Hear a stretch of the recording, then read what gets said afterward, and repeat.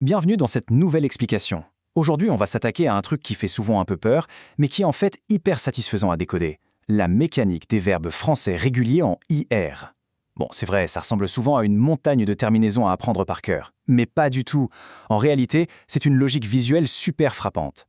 Au lieu de mémoriser des listes interminables, on va voir ça comme un puzzle de précision, où chaque pièce a sa place exacte. Alors, la grande question. Quel est le vrai secret pour dompter ces verbes, comme le fameux verbe finir? Le piège, c'est de les voir comme une suite de lettres qu'il faut retenir de force. Mais honnêtement, il faut oublier ça. Ils fonctionnent plutôt sur un algorithme, presque comme une équation mathématique. Et une fois qu'on a pigé le truc, eh bien l'orthographe devient un simple jeu d'enfant. Fini les heures à rabâcher des centaines de lettres au hasard. Passons à notre premier grand principe, le secret des deux radicaux.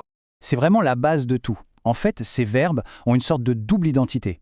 D'un côté, pour le singulier, on a le radical fini. Imaginons que ce soit la fondation d'une petite maison, juste assez grande pour une seule personne.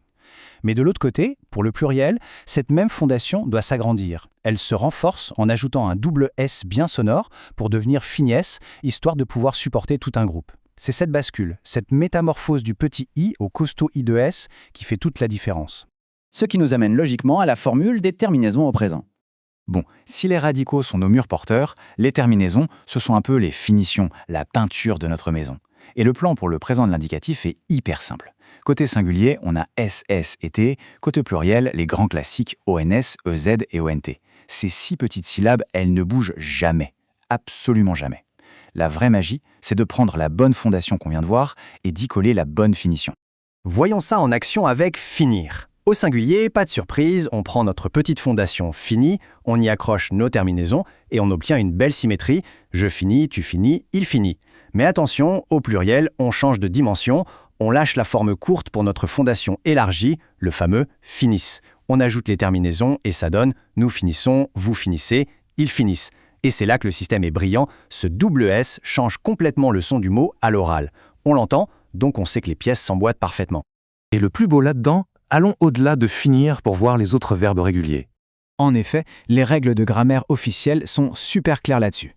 Tous les verbes réguliers qui se terminent par IR vont calquer ce modèle à la lettre, le radical finira toujours par I au singulier et boum, par IS au pluriel, avec exactement les mêmes terminaisons. Donc ce petit truc visuel, ce n'est pas juste pour briller avec un seul verbe, c'est un véritable passe-partout qui permet de déverrouiller des centaines et des centaines de mots. C'est littéralement la clé du deuxième groupe. Regardons à quel point c'est universel. Prenons le verbe salir. Le singulier garde sa base courte. Ça donne « tu salis » avec un S. Mais au pluriel, la fondation s'élargit mécaniquement pour faire « vous salissez ». Pareil pour agir. On glisse de la version courte « tu agis » à la version longue « vous agissez ». Une fois qu'on a ce schéma visuel bien ancré dans la tête, les risques de faire une faute d'orthographe s'effondrent complètement. C'est mathématique. Allez, mettons cela en pratique. Petit défi rapide tiré directement de nos documents sources. On a la phrase « Aujourd'hui, il » avec le verbe « fournir » de grands efforts à l'école. Face à ça, comment on applique notre code secret? Première chose, on repère le sujet. Ici, c'est « il », singulier. Donc à partir de là, on prend quelle fondation pour fournir et on colle quelle finition avec. Et oui, c'est « il formi » avec un T à la fin. Le raisonnement coule de source. Sujet singulier, on prend la fondation courte, fournie, et on rajoute la petite brique de la troisième personne du singulier, le te. Facile, non? On accélère le rythme.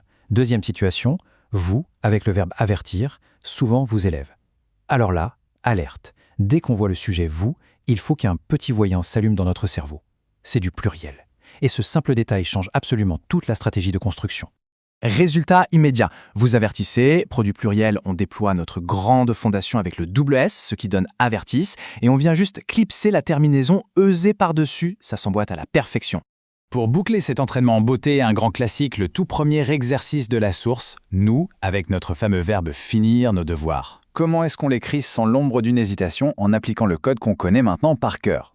Sans aucune surprise, ça donne « nous finissons ».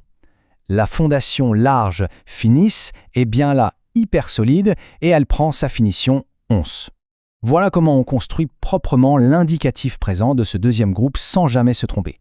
C'est vraiment une mécanique de précision et l'algorithme fonctionne à tous les coups. Cette simple petite astuce de fondation courte ou de fondation large débloque d'un seul coup une partie immense de la langue française. Et ça amène une réflexion plutôt sympa.